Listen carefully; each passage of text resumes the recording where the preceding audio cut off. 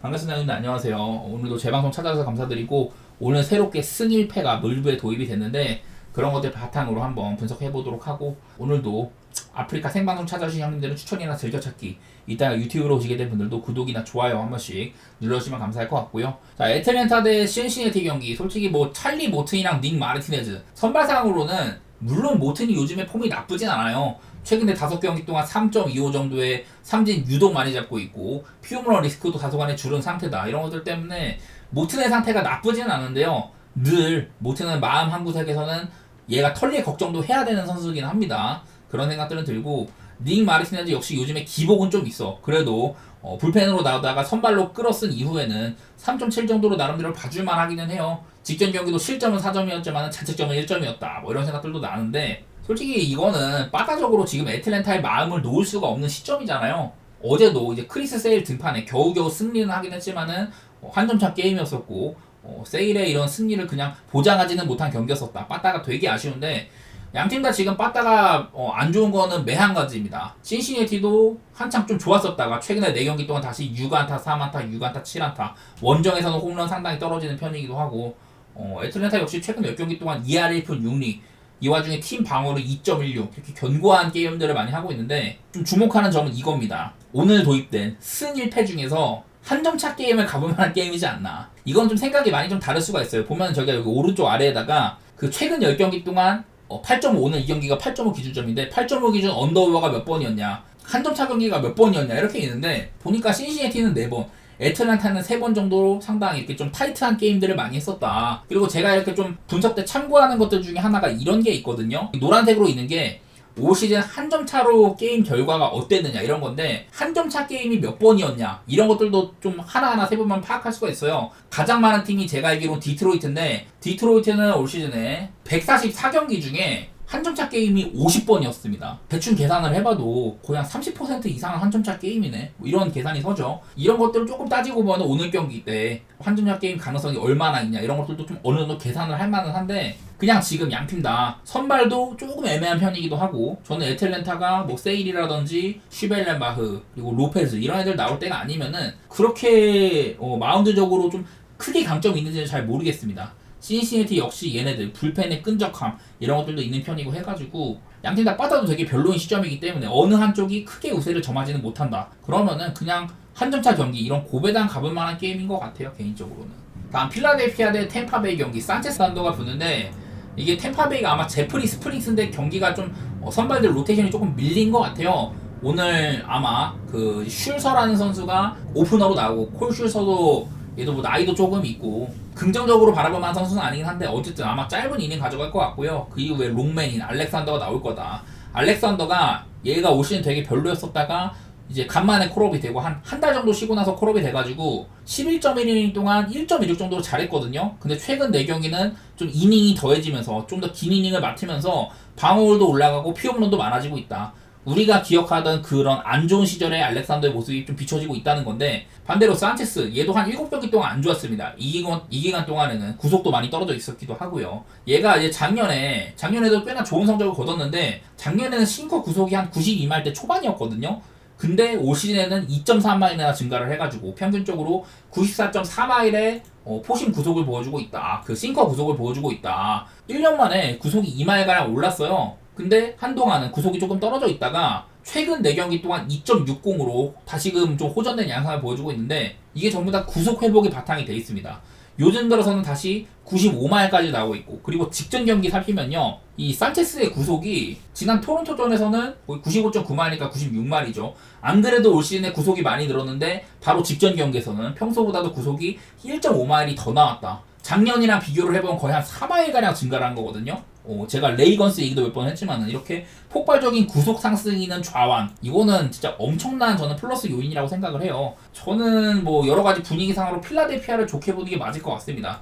필라델피아가 이제 직전 놀라 경기라든지 세스 존슨인가? 그 친구가 나왔을 때 마이애미한테 뭐 엄청 당하고 이랬었는데, 또 이제 홈이기도 하잖아요. 필라델피아는 올 시즌 그 홈에서 다저스랑 더불어 가장 높은 승률을 보유하고 있는 팀이기도 하고, 필라델피아 빠따 솔직히 오락가락합니다. 하퍼도 지금 부상 때문에 오락가락하고, 슈아버도 한창 좋았었는데 최근 2경기는 잠잠하고 이러고 있긴 하지만은, 그렇다고 템파베이의 빠따가 좋은 시점은 아니기도 해요. 저는 뭐 필라델피아 쪽을 좋게 보고 싶습니다. 얘네 둘 다 최근 그 10경기 기준으로 한 점차 게임이 필라델피아는 3번, 템파베이는 4번이나 있었다. 이래갖고 이것도 한 점차 게임 도전을 해볼까 이랬는데 그러기에는 저는 선발 차이가 많이 난다고 생각을 해가지고 필라델피아 쪽으로 좋게 보는 경기가 될 것 같네요. 필라델피아 빠따 나는 못 믿겠다 이런 분들은 뭐 한 점차 게임 같은 거 보셔도 좋을 것 같습니다. 피츠버그 대 마이애미 경기 스킨스랑 벨로조가 붙는데 피츠버그가 승 1패 기준으로 한 점차 게임이 47번으로 상당히 많은 팀이긴 합니다. 리그에서도 손꼽히는 한 점차 게임이 많은 팀이다. 아까 제가 디트로이트가 올 시즌 50번으로 한 점차 승부가 가장 많은 팀이라고 했는데 피츠버그도 47번 정도면 꽤나 많은 편이기는 해요. 그런 것들은 기억이 나고 그래도 일단은 뭐 스킨스가 나온다는 거 이거부터가 피츠버그에는 상당한 플러스 요인이 있는 셈입니다. 최근에는 좀 이닝 소화도 아쉽고 요즘에 5이닝 경기가 되게 많죠. 스킨스가 볼넷도 늘어나고 하면서 얘가 이제 올 시즌에 19경기를 치렀거든요. 최근 10경기 동안 볼넷이 20개, 지난 그 전에 9경기 동안은 볼넷이 10개였는데 최근 10경기 동안 볼넷이 20개로 다소간에 제구가 조금은 흔들리고 있다. 그래도 뭐 여전히 114이닝이 볼넷이 30개면은 충분히 훌륭한 수치기는 해요. 어쨌든 스킨스는 요즘에 볼넷이 조금 늘고 그래서 이닝 소화도 약간 아쉽다. 그런 것들이 보이기는 합니다. 요즘 들어서는 한창 좋을 때의 모습까지는 그 정도까지는 아니다. 그때 당시 10점을 주면 요즘에는 그냥 8.5에서 9점 정도? 그 정도만 좀 매기고 싶고요. 벨로조도 얘가 처음에 콜업대건에서 8월달에 4경기 동안 처음에 되게 잘했거든요. 그래서 얘가 나올 때마다 제가 좀 역배를 본다든지 혹은 역배에 당하는 그런 것들 기억이 많이 나는데 8월달에 처음 4경기 동안 1.57 정도로 잘했었어요. 그 이제 8월 마지막 2경기 동안 실점이 상당히 많았습니다. 4.2이닝 6실점, 4이닝 6실점, 피홈런도 늘어나고 이래가지고 흔들리다가 또 직전 경기에는 워싱턴전 6이닝 무실점으로 또 잘했어요. 그래서 신인 투수답게 메이저리그에 아직은 적응을 하고 있는 중이구나 이런 것들이 보이는데 사실 제가 맨날 얘네들 두고 했던 말은 피츠버그나 마이애미나 올 시즌 그냥 성적은 놨어. 포스트 시즌 진출은 이미 생각을 안 하고 있는 팀들인데 비교적 빠따 같은 경우는 꽤나 결이 있다. 이런 얘기들을 많이 들었던 것 같습니다. 더구나 피츠버그 최근 2경기 동안 11안타, 12안타 정도로 좀 살아났고요. 마이애미 역시 한동안 좀 조용하다가 필라델피아와의 2번의 시리즈에서 14안타 3홈런, 11안타 2홈런 이런 식으로 둘 다 요즘에 최근 뭐 한 2-3경기 정도는 빠따가 살아나고 있는 양상이 있다. 양팀의 맞대결 올 시즌 4번 중에 전부 다 7.5 기준 오바를 뚫었다. 이런 것들 생각이 드는데 물론 스킨스의 최근 10경기 등판을 보면은 7.5 기준으로는 언더오버가 그냥 반반이에요. 스킨스가 나온다고 해가지고 피츠버그가 엄청 언더게임을 한다거나 그런 것도 아니고 그냥 반반입니다. 반반. 그래서 나는 이 정도면은 그냥 오바 같은 것만 보고 싶어. 아까 말했다시피 피츠버그 경기가 한 점차 승부가 되게 많았다. 이런 것들도 기억은 나긴 하는데 그거보다는 그냥 얌전히 오바 정도만 보고 싶네요. 저는요. 다음 양키스 대 캔자 경기 로돈이랑 싱어가 붙는데요. 이게 로돈도 얼마 전에 좀 구속 하락 같은 부분이 조금 있었어요. 근데 그러다가 구속이 돌아왔는데도 좀 쳐맞고 요즘에 로돈은 그냥 애매합니다. 올 시즌 내내 거의 초반 한 10경기 정도는 되게 잘했는데 그 이후로는 좀 많이 애매해요. 보시다시피 뭐 지금 승수도 14승이나 챙기고 망했던 작년보단 낫기는 한데 그렇다고 해서 올 시즌이 월등하게 잘했냐? 이거는 좀 애매하긴 해요. 아직까지는 양키스의 좌완 로테이션으로서는 조금은 저는 모자람이 있지 않나 그런 생각이 들기도 하고 그냥 애매합니다. 한 경기 걸로 잘하고 한 경기 걸로 못하고 이러고 있어가지고 그냥 오락가락 해가지고 파악하기가 쉽지는 않은데 그래도 양키스가 로돈 등판 때는 리그에서 4번째로 득점 지원을 많이 해준다. 이런 운도 조금 따르는 선수긴 합니다. 반면에 이제 싱어 이 친구도 최근에 기복이 아주 심한 편이죠. 그냥 롤러코스터야. 그 이제 한 달 전쯤 그때는 막 7이닝 연속으로 3경기 먹기도 하고 막 이랬었는데 요즘에는 이닝 소화도 아쉽고 오락가락합니다. 보시다시피 성적 자체는 그래도 2022년 캔자의 에이스였던 시절이랑 조금 비슷하기는 해요. 그때만큼 뭐 방어율도 비슷비슷한 면도 있고 한데 그냥 요즘에 많이 흔들립니다. 오락가락해요. 최근 2경기 정도 잘하고 있는데 오락가락 많이 하더라고. 그런 것들은 기억도 나고 좀 이런 거는 있어요. 양 팀의 선발들이 상대 전적 같은 것들은 오락가락 하더라고요. 뭐 로돈 먼저 보면은 캔자시티 애들한테 2-3-5 정도로 강한 편이었었다. 싱어는 양키 애들한테 3-0-3 정도로 약한 편이다. 뭐 이런 것들이 있고요. 최근에 캔자는 8.5 기준 6경기 연속으로 언더게임 치르고 있다. 뭐 이런 것들이 있고 한데 근데 지금 양 팀에 빠따. 특히 양키스는 저지가 계속해서 홈런 생산력도 별로고 전반적으로 양키스 빠따가 올 시즌에도 한번 안 좋은 시기가 있었잖아요. 근데 요즘에 특히 또 한번 빠따적으로 어려움을 겪고 있는 시기인 것 같다. 그런 생각이고 캔자 역시 파스퀀티노가 후반기 기준으로 전체 2등 수준의 타점을 보이던 친구인데 그 친구가 빠진 이후로는 캔자가 득점력이 좀 별로긴 하죠. 최근에 6경기 연속 언더긴 한데 그 와중에서도 4연승을 달리고 있기는 하다. 뭐 이런 것들이 있어요. 결국에는 선발도 기복이 많이 심하고 빠따 원래는 기대치가 있는 애들인데 요즘에 못 친다. 이거여가지고 분석하기 되게 애매하긴 한데 그냥 개인적으로 저는 언더 정도 생각은 하고 있긴 합니다. 다음 토론토 대 매치 경기 베짓이랑 블랙번이 붙는데 이게 토론토는 요즘에 좀 빠따도 오락가락하긴 한데요. 그래도 최근 6경기 기준 1승 5패 매치는 직전 경기에서 9연승이 끊겼다. 이런 시점이긴 합니다. 매치는 지금 애틀랜타랑 그 최소 이제 포스트 시즌에 나갈 수 있는 와일드카드 3위 자리를 놓고 엄청 치열하게 싸우고 있거든요. 그래서 누구보다도 지금 가장 승리가 필요한 시점인데 폴 블랙번이 부상에서 복귀를 했다. 매치로 이적하고 나서 5경기 동안 처음에 잘하다가 또 못하고 들쭉날쭉 많이 했었어요. 5.18 정도인데 근데 직전 마이너리그에서 6.2이닝 2실점으로 좋은 경기를 해가지고 바로 올린 겁니다. 그래서 마이너리그에서 이 정도 이닝을 소화를 했으면 오늘도 블랙번이 잘 풀린다. 그러면 꽤나 긴 이닝을 가져갈 것 같기도 해요. 마침 지금 배신 역시 제가 아까도 토론토가 거스먼 그 베리오스, 보우덴 프란시스 이런 애들이 나올 때가 아니면은 그냥 경쟁력이 조금 떨어진다 선발로서는. 물론 베시도 지난 몇 년 동안 꾸준히 미들맨이었는데 요즘에는 별로예요. 그리고 내일 토론토는 베시이 나올지조차 좀 불투명하다 이런 것들도 있어가지고 개인적으로 저는 그냥 매치 쪽을 좋게 볼 것 같습니다. 이거는 불펜 소모도도 토론토가 연투도 2명인데 6명이나 썼다 이런 것도 생각도 나고 양팀 다 빠따는 그냥 별로여서 특히 매치가 최근 7경기 동안 또 한 자릿수 안타에 그치고 있어. 매치를 그러니까 아주 확신하지 못하는 이유는 빠따의 근거가 있다. 어제도 선발이 상당히 우세한 그런 경기였는데도 빠따가 일을 못해가지고 패배하기도 했는데 매치 사이드로 좋게 보도록 할게요. 그 다음에 보스턴 대 볼티모어 이 경기는 패스하도록 하겠습니다. 배우는 요즘에 좋았었어요. 5경기 동안 3.26으로 비교적 요즘에 좀 오락가락 많이 했는데 요즘에는 그래도 괜찮은 시점에 있다.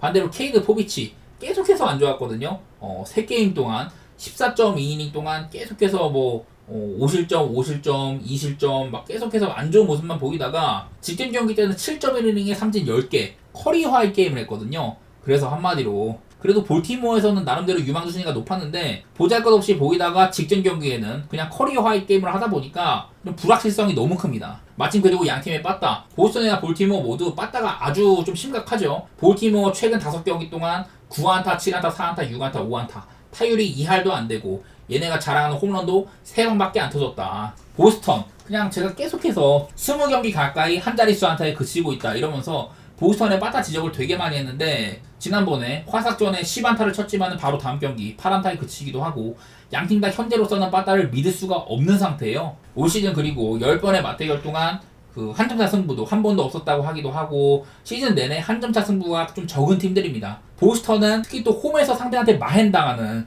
이런 것들도 되게 많은 팀이기도 한데 한점차 승부도 보스턴은 한 번, 볼티모어는 빵번 이러고 있기도 해가지고 고배당 보기도 어려운 경기예요. 그냥 패스하도록 하겠습니다. 화삭 대 클리블랜드 솔직히 말해서 그냥 무지성 역배보고 싶은 경기입니다.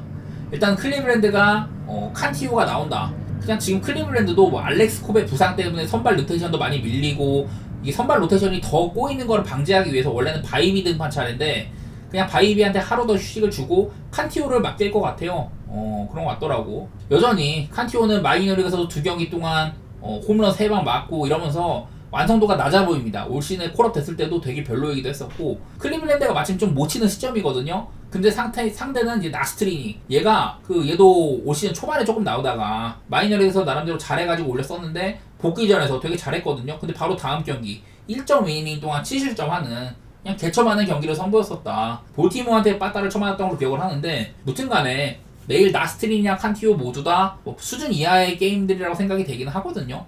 수준 이하의 선발들이 나온다 이런 건데 선발들의 양상 봤을 때는 오바 같은 거 좋아 보이죠. 이게 화싹이 좀 칩니다 요즘에. 제가 맨날 화싹 얘기를 하면서 올 시즌 구단 역사상 최다패는 이미 갱신을 했다. 남은 한 20경기 정도 그 기간 동안 5할 승률을 맞추지 못하면은 리그 역사상 가장 많은 패배를 기록하는 팀이 된다. 이런 얘기들이 계속 했는데 그래서 그런지는 몰라도 최근 4경기 동안 15안타, 6안타, 10안타, 12안타 이렇게 치면서 안 좋은 기록에 멍해를 쓰지는 않겠다. 이게 보이기는 하거든요. 그만큼 좀 열심히 하고 있어. 물론 올 시즌에 화싹이 그냥 타선도 망해, 선발도 망해, 불펜도 망해, 그냥 근거는 없는데 화싹은 비교적 빠따가 좋은 반면 요즘에 클리블랜드는 4경기 동안 7안타, 5안타, 7안타, 6안타 이렇게 쳐주고 있기도 하고 내일 나오는 칸티오 역시 좋게 볼 만한 여지가 별로 없다. 이런 게임이어가지고 저는 그냥 무지성 고배당 가도록 하겠습니다. 오바 같은 거 보고 화싸게 역배 1마인 볼게요. 네, 그냥 무지성 고배당 보겠습니다. 화싸게 얘네들이 저번에 이제 최근 4경기 중에 2승 중인데 볼티모어한테 이길 때도 8대1 승리, 보스턴한테 이길 때도 7대2 승리. 그때마다 사실 선발이 막 엄청 믿을만한 놈이었냐? 그것도 아니긴 했거든요. 그때는 물론 뭐 조나단 캐논이나 그 이제 플렉센 같은 애들 이런 애들이 나올 때긴 했지만은 나스트리는 믿을 건 아닌데 그만큼 클리블랜드 빠따 역시 지금 좋은 시점은 아니다. 이런 것들을 좀 주목해 보도록 할게요. 갈 거면 그냥 확실하게 고배당 볼게요. 다음 경기 미네소타 대 천사. 요즘에 데이비 페스타의 좋은 모습들이 많이 보입니다. 제가 몇 번 얘를 처음 콜업 시킬 때도 스토프 같은 것들은 확실하다. 미네소타의 유망주들 중에 가장 높은 투수 유망주 랭킹에 올라와 있기도 하고 스토퍼는 좋다는 얘기들을 제가 맨날 했었어요. 근데 이런 부분들이 요즘 들어서 돋보이고 있다. 얘가 이제 재콜업 됐었거든요. 재콜업 되고 나서 8경기 동안, 최근 8경기 동안 뭐 이닝은 약간 아쉬워. 평균적인 이닝 소화는 아쉽긴 합니다만은 3.13이라는 좋은 방어에다가 삼진을 50개를 잡고 있거든요. 반대로 데트머스는 직전 경기가 복귀 전이었는데 사실 복귀 전에 마이너리그 활약이 상당히 좋다고 했었어요.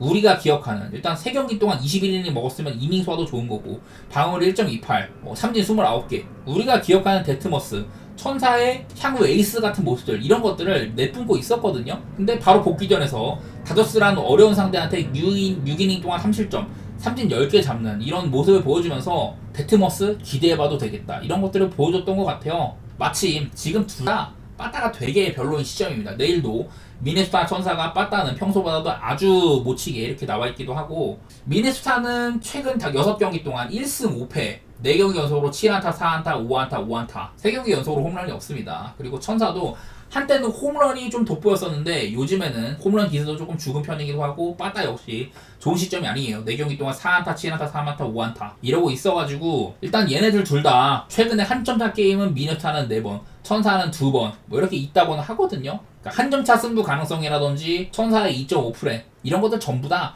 기본적으로 적은 점수 속에서 펼쳐질 거다 이런 생각인 것 같기는 해요. 마지막으로 다저스 경기 컵스랑 붙는데 이게 뷰러가 기회 별로 안 좋죠. 구속도 안 나오고 있고 이렇다고 했는데 빠따를 한창 버티던 천사한테는 5이닝 2실점 정도 피홈런 2방 있었지만은 그래도 뭐 사람처럼 막아주긴 했었어요. 어쨌든 요즘에 뷰러는 좋게 보긴 어렵다. 이게 기본으로 깔려가고 있고요. 핸드릭스도 뭐 이런 건 있습니다. 최근에 홈에서 4경기 동안 홈에서 나름 괜찮아. 직전 경기 피츠전도 요즘에 분위기가 안 좋았는데 어쨌든 스킨스와의 경기였지만 홈에서는 5이닝 2실점으로 잘 막아줬다. 그래서 얘도 요즘에 홈이랑 원정에서의 이런 편차가 상당히 두드러진다. 올 시즌 내내 홈에서는 5.15, 원정 7.89 기본적으로 방어율이 높기도 하지만은 그 가운데서도 원정에서는 약했었고요. 특히나 최근 원정 4경기 동안 이닝도 평균적으로 4이닝밖에 못 먹고 10.06이라는 되게 아쉬운 모습을 보여주고 있다. 이런 것들이 보여요. 근데 마침 하필이면 지금 빠따적으로 다저스는 좀 애매한 상황.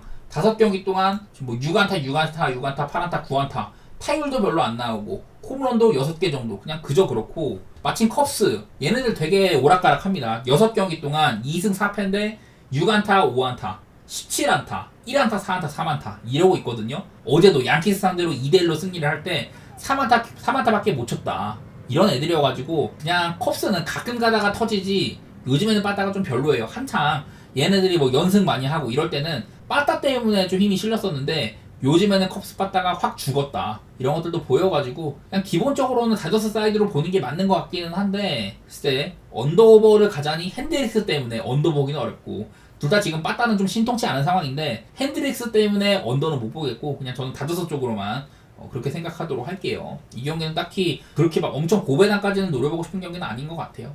자, 첫 경기 키프로스 대 코소보인데요. 자, 일단은 여기에 위치해 있는 친구들이죠. 키프로스는 D티어에서도 끝자락에 있고 코소보도 그나마 이 정도의 위치를 했다. 지난번 네이션스 리그에서 같은 티어여가지고 조금 만났었어요. 키프로스가 아마 C까지 올라갔었나 그런 것들로 기억하는데 맞대결 전적상으로 키프로스 대 코소보는 코소보가 2020년에는 2차례 승리를 했다. 제가 이제 코소보는 독립한 지 얼마 안 됐는데요. 얘네들도 이제 9, 6, 5 연방 이쪽이라서 되게 마찰이 심한 나라예요. 발칸반도에서 독립한 지 얼마 안 됐는데 이후에 스위스나 뭐 알바니아 이런 쪽에서 국적 회복을 통해 가지고 꽤나 우리가 알만한 이름들이 있기는 하다. 뭐 라흐만이라든지 무리키 같은 친구들이 코소보 소속이고 그런데 일단 코소보는 그래도 뭐 유로 예선이라든지 나름대로 좀 경쟁력이 없지는 않아요. 뭐 키프로스도 이번에 그냥 조가 너무 어려웠기 때문에 예선 전패였습니다. 아마 그 스페인이랑 스코틀랜드 속한 조였던 걸로 기억을 하는데 무튼 전패를 당했었고 코소보가 요즘에요 좀 동급 팀들 네이션스리그 C티어 정도? 그 정도 팀들한테 서열 정리를 당하는 모습들이 많아요. 그나마 이렇게 이스라엘도 이겨보고 이렇긴 한데 대부분 이렇게 좀 좋은 성적을 거두지는 못했습니다. 코소보가. 그래서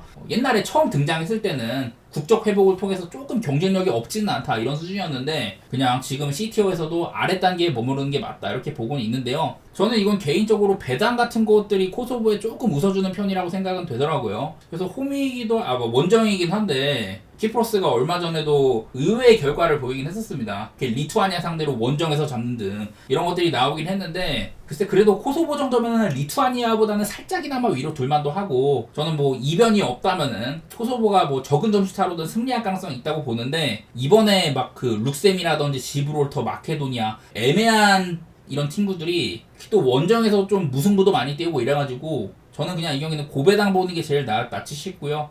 무승부라든지 코소보의 햄무 이 가운데서 뭐 우선순위는 잘 정해봐야 될 것 같고 바로 이제 다음 경기는 프랑스 대 벨기에 경기인데 저는 뭐 이 정도에 놨습니다. 프랑스는 아직도 그래도 이 정도에는 나야 될 것 같아요. 월드컵 결승도 가보고 지난번 유로에서도 어쨌든 4강까지는 갔다. 그래서 이 정도에는 놔야 될 것 같아. 문제는 직전 유로에서 프랑스가 필드골이 단 한 골밖에 없었습니다. 스페인 상대로 4강에서 콜로무아니의 선제골 말고는 전부 다 상대 자책골 내지 페널티킥이나 이런 데서 점수가 많이 났어요. 그래서 프랑스의 공격력이 많이 의심을 받고 있는 상황인데 문제는 지금 벨기에조차 높이 볼 만한 시점이 아니다. 일단 비단 이번 유로에서도 양 팀이 맞붙었었죠. 아마 8강이었나 그랬던 것 같은데 거기서도 뭐 무위의 공반전에 그치다가 막바지에 프랑스가 가까스로 올라가고 이러긴 했는데 프랑스가 직전 이제 이탈리아전에서 제가 뭐 단순히 이탈리아 팬이어서가 아니라 이탈리아한테 그냥 완전 밀렸어요. 홈에서 70년 만에 이탈리아한테 패배를 당하는 그런 어둠의 그림자가 드리워지고 있는데 진짜 공격이나 수비, 뭐 에너지 레벨 모든 면에서 밀린 경기였다고 생각을 합니다. 그리고 이제 벨기에는 뭐 아자르 은퇴 이후에는 황금 세대가 찬란히 빛났었잖아요. 월드컵 4강도 가보고 뭐 이랬었는데 후광의 그림자에 있는 느낌이라는 생각이 있어요. 여전히 뭐 도쿠라든지 뭐 오나나 망갈라 퀄리티 있는 어린 선수들이 등장을 하고 있지만은 전 같은 경쟁력은 없어 보인다. 유로에서도 솔직히 말해서 막 조별리그도 되게 좀 어렵게 치렀던 편이었었고 제가 뭐 루마니아전 같은 뽀록골 같은 것들도 얘기를 들었던 것 같은데 어쨌든 최전성기보다도 벨기에도 떨어져 있는 시점이다. 사실 이스라엘도 잘 제압하긴 했어. 벨기에가 2점 차로 승리를 했는데 실점한 것도 생각도 나고 워낙에 또 체급차가 있다 보니까 홈이기도 했었고요. 오늘 경기는 뭐 프랑스가 홈이기 때문에 그나마 프랑스를 좋게 보는 게 맞기는 많은데 저는 지난번 경기도 기억도 나고 그냥 누가 더 실망스러울까 이런 매치업인 것 같아요. 개인적으로는 그냥 무승부 같은 거라든지 언더 이런 정도만 도전해 보도록 하겠습니다. 다음 이제 이스라엘 대 이탈리아. 이스라엘은 제가 B티어에서 맨 꼴찌에 배치를 했는데요. 원래 이탈리아는 꾸준하게 그래도 그 A티어에는 있긴 해요. 근데 이번에 이스라엘이랑 보스니아가 네이션스리그 A까지 올라왔는데 저는 솔직히 말해서 말도 안 된다고 생각을 해요. 얘네 둘 다 최근에 유로 예선에서도 엄청 저점이었었고 되게 별론데 그냥 당분간은 이 이스라엘이나 보스니아가 네이션스리그 A티어에서는 가장 맛집이 되지 않을까 이런 생각들을 많이 하고 있는데 그 뭐 이스라엘은 이제 자하비가 은퇴를 하기도 하고 이제 지난 유로 플레이오프에서는 자하비를 예토전승 시켰지만 자하비가 페널티킥을 하나 넣고 하나 놓치고 이래가지고 탈락을 했었는데 그 이후에는 그냥 솔로몬 정도 말고는 딱히 뭐 이름 있는 이름도 없고 이스라엘이 옛날에는 오바 전문팀이었었거든요. 거의 한 제가 이제 처음 분석을 할 때는 한 1년 전쯤에 A매치 막 25경기 중에 2번 정도인가 빼고 다 모조리 오바 뜨고 뭐 이런 팀이었는데 요즘에는 그런 모습도 많이 안 보입니다. 그리고 직전 경기 이탈리아는 그냥 거의 한 14초 만인가? 14초 만에 실점하고 프랑스한테 그래서 야 역시나 오늘도 이탈리아 운도 안 따르고 디로렌조 또 저러고 있고 이러면서 되게 비판적인 시각으로 봤는데 그 경기를 이탈리아가 뒤집기까지 했었죠. 솔직히 유로에서는 그 조별 예선도 되게 별로였었고 특히 스위스한테 16강에서 그냥 압살당한 경기 때문에 제가 이탈리아 팬이지만 되게 실망스럽게 생각을 했는데 직전 프랑스전은 물론 프랑스가 얼마나 저점인지는 모르겠으나 그래도 직전 뭐 대회에서 4강까지 갔던 팀이기도 하고 이탈리아가 70년 만에 원정승을 거뒀다. 보면서 저는 뭐 레테기 같은 애들 운동 능력이라든지 그리고 뭐 전반적으로 스팔레티가 생각보다는 애들 쓰임새를 잘 정비하고 왔구나 이런 생각들은 들었던 것 같아요. 글쎄 이탈리아를 한 번 더 믿어도 될지는 모르겠지만은 가장 최근 이번 국대 주간에서의 경기력 같은 것들을 살펴보면은 이탈리아가 꽤나 괜찮다는 생각을 한 것 같습니다. 오늘 뭐 이스라엘이 또 그 중립구장에서 펼쳐지기도 하고 저는 이탈리아 승사이드 혹은 뭐 마행까지도 한번 내다보는 경기가 될 것 같네요. 다음으로 루마니아 대 리투아니아. 루마니아는 저는 여기 정도 배치를 했는데 이번 대회에서도 역습 축구가 제일 좀 돋보였던 팀 중에 하나였던 것 같아요. 루마니아나 조지아 이런 애들이 특히 돋보였었고 루마니아는 유로 예선에서도 아마 스위스 제치고 조 1위를 했던 걸로 기억을 합니다. 예선 무패였던 걸로 기억을 하고 그 이제 리투아니아가 여기에 배치를 했습니다. 저는 C티어에서 조금 올라왔다. 그러니까 유럽의 최하위 팀들 발트 3국이나 이런 페루제도 키프로스 같은 소국들 혹은 진짜 뭐 인구 한 5만, 8만 이런 뭐 안도라, 사마리노 이런 애들까지 해가지고 유럽의 D티어 중에서는 그나마 결을 좀 다르게 하는 몰도바, 리투아니아, 아제르바이잔이랑 같이 났어요. 리투아니아가 지난 예선에서도 그랬었고 꽤나 위급 팀들 상대로 선전하는 부분들이 있었다. 이런 얘기들을 했는데 직전 키프로스한테 홈에서 무릎을 꿇었습니다. 이게 리투아니아가 기대 이하긴 했었거든요. 루마니아는 지금 이제 유로 이후에는 옛날에 이제 샤흐타르 기억하시는 분들 계실 거예요. 그 당시 샤흐타르를 이제 한 10년 이상 지도를 하던 루체스쿠 감독이 이제 나이가 80 먹었는데 루마니아의 감독으로 다시 왔거든요. 옛날에 80년대 감독하다가 직전 이제 유로에서도 좋은 분위기를 이어가는 루마니아가 코소보 원정에서 3점 차의 낙승으로 승리를 했다. 그리고 양 팀의 상대 전적 같은 것들도 루마니아 쪽이 상당히 웃어주는 부분들이 있습니다. 2008년에 리투아니아가 한번 이기긴 했는데 이후로는 뭐 루마니아가 많이 승리를 했고요. 근데 그렇다고 이때가 루마니아가 뭐 전성기를 달리던 시점도 아니고 되게 애매하던 시기거든요. 이때를 딛고 지금 루마니아는 아직도 좀 에이스라고 해야 되는 스탄치우 같은 애들 이런 애들이 여전히 좀 아직은 뛸 수 있는 데다가 제가 저번에도 뭐 라즈만 마리나 데니스 만 같은 애들 이런 애들 얘기하면서 지금 유로에서 좋은 모습을 보였던 친구들이 향후 한 3년에서 길게는 5년까지도 그 동력이 이어질만 하다. 당분간은 루마니아를 조금 주목해도 될 것 같다. 이런 소리를 했는데 그런 것들을 배경으로 저는 오늘 루마니아의 승 더 나아가서 한번 마행까지 노려보는 그런 경기가 될 것 같아요. 다음으로는 노르웨이 대 오스트리아. 뭐 노르웨이도 여기 정도에 배치를 했어요. 이거는 뭐 이제 노르웨이도 나름대로 황금 세대입니다. 그 아틀레티코로 이적한 소로로스도 그렇고 우리가 알만한 홀란드라든지 웨데고르 이런 친구들 나오고 전반적으로 노르웨이가 황금 세대라고 불릴만 한 것 같아요. 아마 98년 월드컵 이후로는 이렇다 할 메이저 대회 못 나간 걸로 알고 있는데 이번에도 뭐 황금 세대긴 했지만 사실 메이저 대회랑은 좀 거리가 있긴 했었어요. 그러니까 노르웨이가 지금 황금 세대가 스멀스멀 나오긴 했는데 후방이 조금 아쉽고 직전 경기도 어려운 카자흐스탄 원정 아주 먼 원정 거리를 자랑하는 그런 힘든 원정이긴 했지만은 따지고 보면은 그래도 등급상으로는 노르웨이가 카자흐스탄보다는 위라고 봐야 되거든요. 근데도 무기력하게 무승부에 그쳤다. 이런 것들도 보이고 그냥 노르웨이가 지금 배당상으로 오히려 정배잖아요. 오스트리아한테. 근데 오스트리아가 일단 맞대결 같은 것도 보면은 얘네 둘의 맞대결상으로 2020년 네이션스 리그에서 오스트리아가 1승 1무 정도. 사실 이때 오스트리아도 조금 이제 싹수는 보이는 팀이었어요. 이때는 제가 알기로는 랑리기 감독은 아니었던 걸로 기억을 하는데 전반적으로 좀 지금처럼 많이 뛸 수 있고 운동 능력 좋고 압박 강하고 역습에 특화된 그런 선수들이 되게 많이가 배치돼 있었는데 랑리 감독이 부임을 하고 나서 오스트리아를 비로소 강한 팀으로 만들어냈다. 제가 이번 유로에서도 다크호스로 이렇게 봤는데 아쉽게 터키한테 지기는 했지만은 프랑스, 네덜란드, 폴란드 이런 애들이 있는 조에서도 조 1위를 진출할 정도였다. 그래서 오스트리아는 저는 당분간은 계속해서 좋게 볼 것 같아요.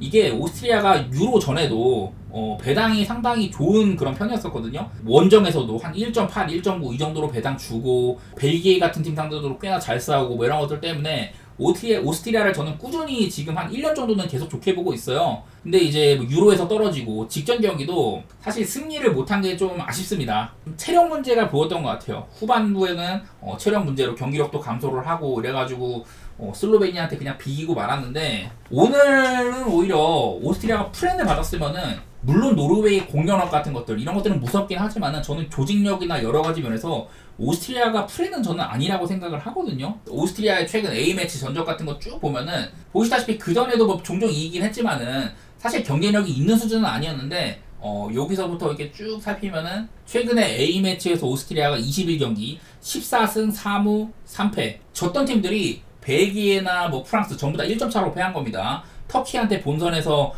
헤딩골 2골 맞고 터진 거 이런 것들 말고는 그냥 최전성기급 전력이라고 보면 될 것 같아요. 오스트리아는.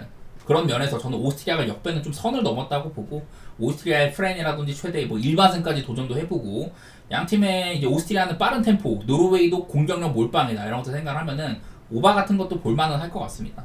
다음 슬로베니아 대 카자흐스탄. 슬로베니아도 어쨌든 본선에 올라갔습니다. 이번 대회에서 한 번도 패하지 않은 팀이었었어요.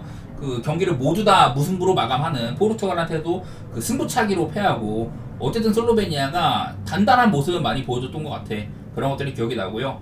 카자흐스탄은 저는 이 정도 뭐 일단 강력한 그 이제 홈에서의 성적들 뭐 이런 것들도 생각은 나는데 그렇다고 막 카자흐스탄을 높이 볼 것까지는 없기는 해요. 뭐 최근에 유로 예선이라든지 몇 번 위급 팀들도 잡아내고 이런 것들이 있기는 한데 사실 두 팀의 전력 차가 커 보이지는 않는데 카자흐스탄을 위로 놓기는 힘들다. 일단 이게 슬로베니아가 그 이제 예선에서 얘네들이 같은 적이었거든요. 유로 예선에서 같은 조였는데 그 카자흐스탄 원정에서조차 그 승리를 한번 가져갔던 적이 있었다. 이런 것도 생각도 나고 홈에서도 승리를 하고 두 번 다 양팀의 맞대결은 2대1로 슬로베니아의 승리였었거든요.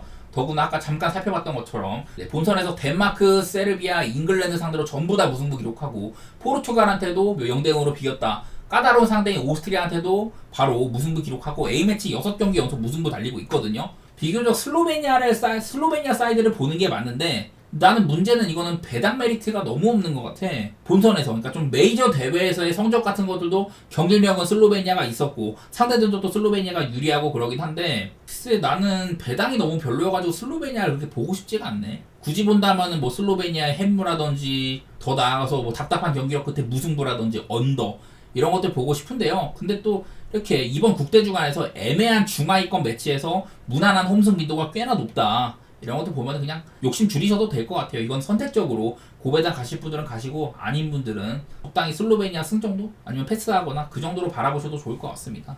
다음 몬테네그로 대 웨일즈 경기. 일단은 몬테네그로는 저는 좀 아래로 보고 있습니다. C티어에서 가장 위쪽이긴 하지만 솔직히 여기가 맞는지도 잘 모르겠어요. 솔직히 말해서 몬테네그로는 전력 파악이 좀 어렵긴 한데 일단 웨일즈는 이 정도. 대회는 못 나갔어요. 그래도 지난 몇 년 동안 나름대로 이렇게 수비적인 세체라든지 이런 것들은 보이는 편이고 예선에서도 이제 터키나 크로아티아 같은 꽤나 어려운 상대를 상대한 거긴 했었다. 그 정도 얘기는 해보고 싶고요. 이게 몬테네그로가 아직도 스테판 사비치는 요즘에 많이 안 나오고 있는데 요베티치라든지 뭐 라치오의 마루시치 이런 좀 노장들이 아직도 뛰고 있는 편이고 유럽 주요 무대에서도 뛰는 선수들이 상당히 적어요. 그나마 이제 레체에서 뛰는 크르스토비치 이런 어린 친구들이라든지 하크 샤바노비치, 주카노비치 좀 유망주처럼 불린 애들이 있기는 한데 아직은 이렇게 뭐 보여준 것도 많이 없는 편이기도 하고 어쨌든 간에 몬테네그로는 그 유고 연방 이렇게 분리된 이후에는 메이저리그 진출 빵회거든요. 그리고 웨일즈는 얘네들도 베일 은퇴 이후에 3백으로 선수비, 후역습 이런 것들을 채택하고 있다고 했는데 뚜렷하게 결과낸 거는 별로 없습니다. 월드컵 본선도 가보고 했지만은 뭐 그렇다고 수비가 뛰어나냐 이것도 아니었던 것 같기도 하고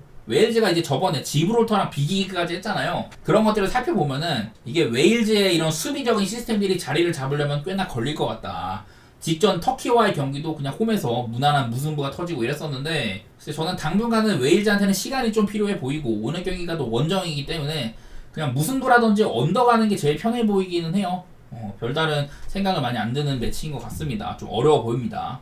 그리고 다음 터키 대 아이슬란드 경기. 보통 이제 터키 정도면은 그래도 저는 여기에 배치를 했습니다. 무엇보다도 이번 대회 오스트리아라는 다크호스를 꺾고 8강까지 진출을 했다는 게 가장 돋보이는 것 같고요. 데미랄의 헤딩골 2골 이런 것들은 엄밀히 말하면은 뭐 이게 경기력이 좋아서 이겼냐 그건 아니긴 하거든요. 골키퍼의 엄청난 선방도 따랐었고 다소간에 터키가 운도 많이 따르고 했던 것 같긴 한데 어쨌든 직전 대회에서 8강까지 올라갔다는 점 이거는 높이 사야죠. 그리고 뭐 아이슬란드 같은 경우는 이 정도. 전 맨날 길피 시그루도선의 전성기와 이런 결을 같이 하고 있다 이런 얘기를 했는데 시그루드손이 뭐 성비위로 나가리가 된 이후에는 아이슬란드도 좀 암흑기를 겪었었거든요. 그나마 이제 뭐 홈에서는 강팀이다 이런 얘기를 할 만하지만은 그래도 오늘은 또 원정이기도 하고 제가 이제 그 아이슬란드의 유망주 제노아에서 뛰다가 피오렌티나로 이적한 그비드민손 같은 애들 얘기를 했는데 그비드민손이 아직까지 경기도 못 뛰고 있거든요. 이번에 직전 경기도 못 뛰고 있고 글쎄 나는 뭐 물론 터키를 좋게 보는 게 맞을 것 같아. 근데 이제 얘네들은 뭐 상대 전적 같은 것들은 보통 홈팀이 많이 가져갔던 것 같아요.